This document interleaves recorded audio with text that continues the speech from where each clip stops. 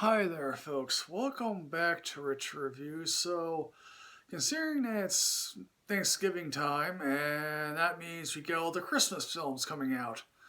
Because why wait till actually Christmas time? And considering that COVID is wreaking havoc, no one actually wants to spend time with you on Thanksgiving or actually Christmas as well. And so my latest film for you guys here now happens to be Fatman. This is directed by the Nolan brothers. And I guess this is going to make its way out slowly, until December when it's finally released nationwide. This has one very interesting kernel of an idea that, unfortunately, when the actual plot kicks in, it's not all that interesting. Now, let me just say that there have been plenty of films over the years that have delved into mythology that is Santa Claus. I mean, there's that one Rankin Bass film. There's the child.Its film. The three Tim Allen films that I think a lot of people like to forget, although the first film kind of has its charms. I actually sat in the theater for number 3. The one interesting idea that Fatman has regarding Santa Claus, first of all, he's portrayed by Mel Gibson, which one has to wonder what Mel Gibson is doing with the interpretation here. Secondly, he's working not necessarily in anonymity in Alaska, of all things. He's not the jolly fat man that everyone expects him to be. No, he is indeed immortal, which I guess would make an interesting conversation. He does have a wife played by Marianne Jean-Baptiste.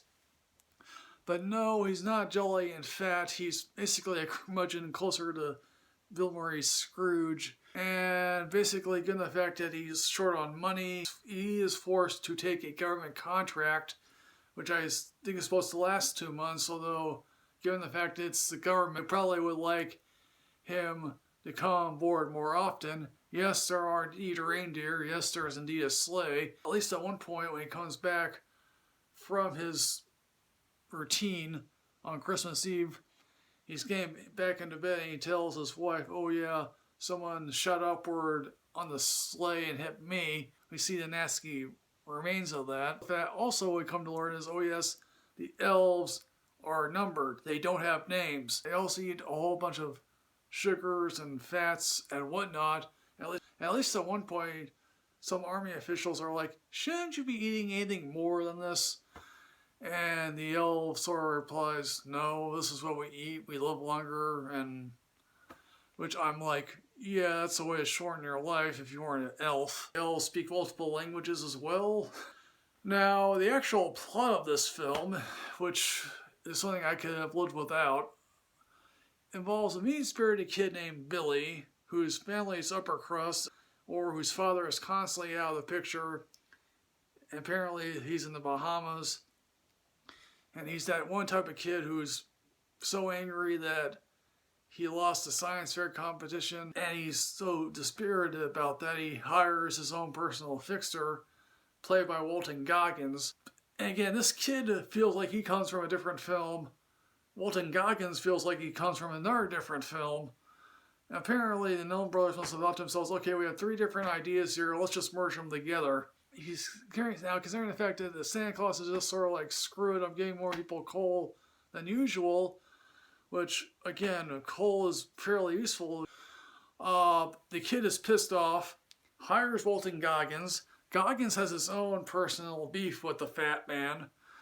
And basically is like, yeah, I'll go to Alaska. Now, again, this is one more extraordinary reaches of all time. Considering the fact, hey, look, it's Santa Claus, where do you go to find the mythical fat man? Goggins figures this out. I really don't have a clue. If anyone does have a clue, please inform me in the comment box below.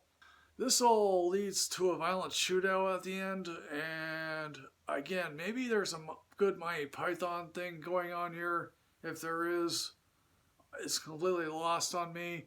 Again, I don't fault Mel Gibson. I really don't. He's the lone good thing about this film. If you want to see this film, see it for him. So in the end, folks, what I'm going to say about Fatman, amazingly enough, considering the fact that I don't want to put any more films in the bottom of the year's worst list, I'm going to give this a Netflix ranking. The main idea involving Mel Gibson, that is actually quite interesting.